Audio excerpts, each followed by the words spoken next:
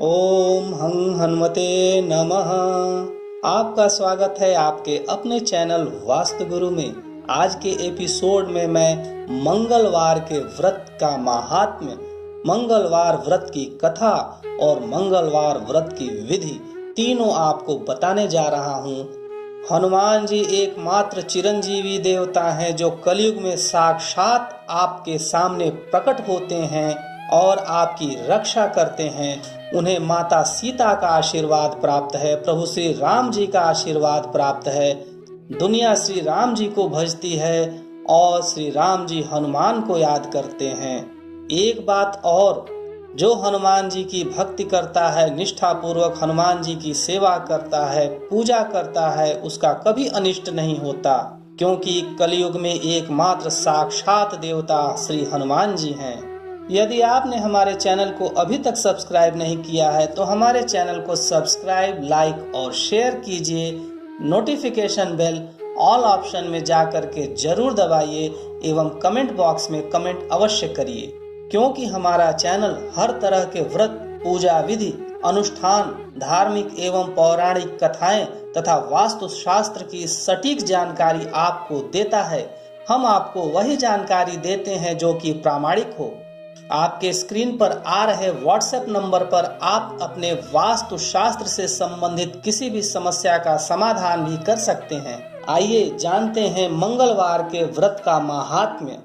जब सृष्टि के आरंभ में सर्वज्ञ, दयालु और सर्वसमर्थ महादेव जी ने सब लोगों के उपकार के लिए वारों की कल्पना की, तो उन सब के अलग अलग देवता भी निश्चित किए। इनमें उन सर्वसमर्थ महादेव ने आलस्य और पाप की निवृत्ति के लिए भगवान विष्णु का मंगल नामक वार बनाया। मंगल व्याधियों का निवारण करते हैं, आलस्य और पाप को दूर करते हैं, यही इनका फल है।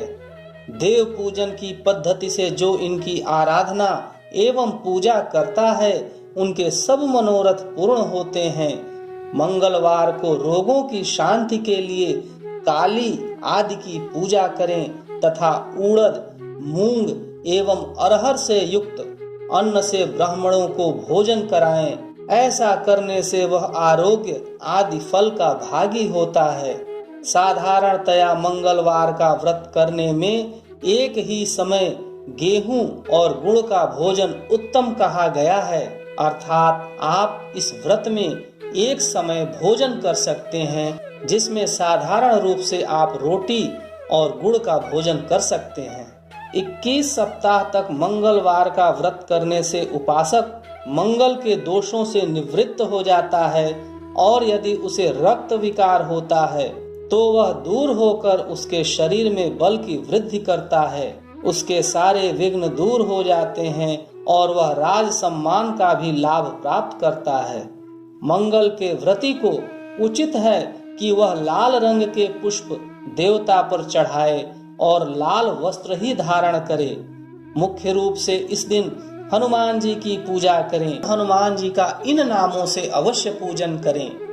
ओम हं हनुमते नमः, ओम अंजनी सुताय नमः, ओम महाबलाय नमः, ओम रामेष्टाय नमः, ओम फागुन सखाय नमः, ओम पिंगाक्षे नमः, ओम अमित विक्रमे नमः, ओम उदाकरणे नमः, ओम सीताशोक विजयते नमः, ओम लक्ष्मण प्राणदात्रे नमः, ओम दशग्रीव दर्पे नमः।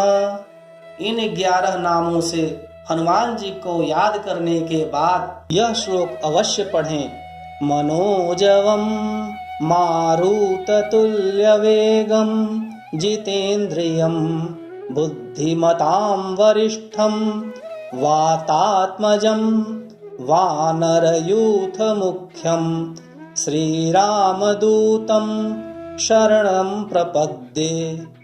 अर्थात जिनकी मन के समान गति और वायु के समान वेग है, जो परम जितेंद्रिय और बुद्धिमानों में श्रेष्ठ है, उन पवन नंदन वानराग्रगण्य श्री रामदूत की मैं शरण लेता हूँ। इस प्रकार से हनुमान जी का पूजन करने के पश्चात आप हनुमान चालीसा, सुंदर कांड अथवा हनुमान कवच का पाठ भी कर सकते हैं। हनुमान जी का व्रत करने वाले व्यक्ति को कभी शनि देव परेशान नहीं करते हैं, क्योंकि शनि देव का वचन भी श्री हनुमान जी के साथ है। इन सब के बाद मंगलवार व्रत की कथा को अवश्य सुनना चाहिए। आइए सुनते हैं मंगलवार व्रत की कथा। पूर्व काल की बात है, एक ब्राह्मण और एक ब्राह्मणी थे, जिसके कोई संतान न थी। इस कारण वे दिन रात भगवान से प्रार्थना करते थे कि उन्हें कोई पुत्र हो जाए। पुत्र की कामना करने वाला वह ब्राह्मण तो वन में रहकर हनुमान जी की आराधना किया करता था। उसकी स्त्री घर में ही रहकर पुत्र के लिए हनुमान जी की पूजा करती थी और हर मंगलवार को व्रत करके हनुमान जी को भोग लगाने के पश्चात ही भोजन करती थी।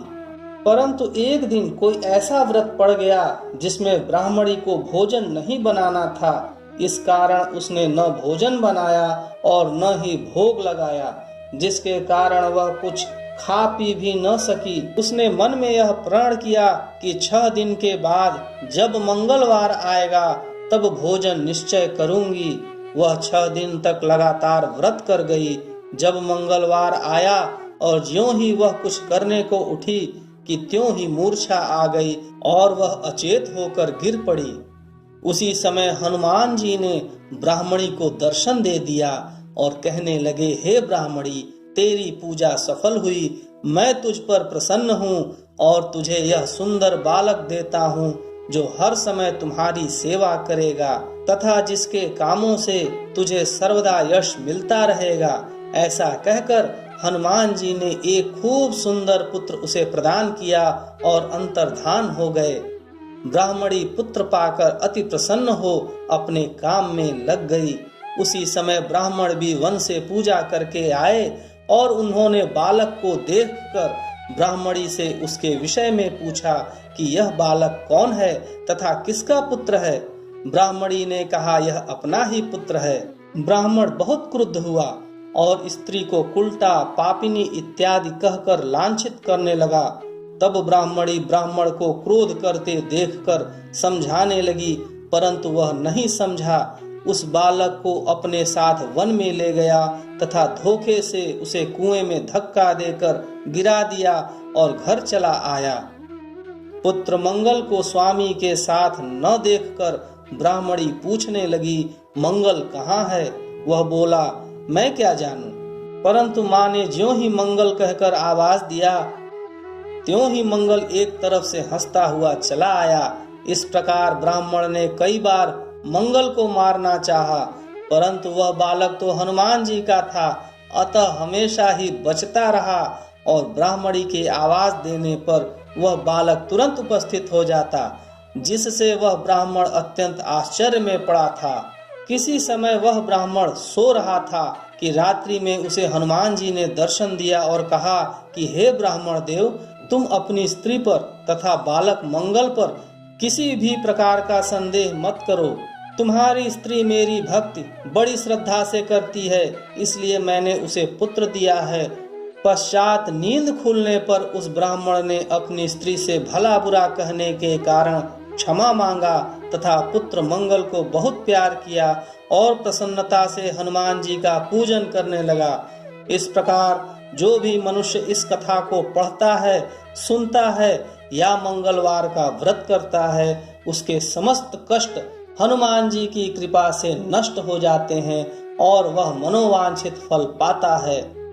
इसके बाद हनुमत गायत्री मंत्र पढ़ करके हनुमान जी की पूजा संपन्न करें। यह इस प्रकार से है, ओम रामदूताय विद्महे वायुपुत्राय धीमहि तन्नो हनुमत प्रचोदयात्। इस प्रकार से जो मनुष्य हनुमान जी की सेवा करता है, मंगलवार के व्रत की कथा को सुनता है, वह मनोवांछित फल को प्राप्त करता है। मनोजवम मारुततुल्यवेगं जितेन्द्रियं बुद्धिमतां वरिष्ठं वातात्मजं वानरयूथमुख्यं श्रीरामदूतं शरणं प्रपद्ये।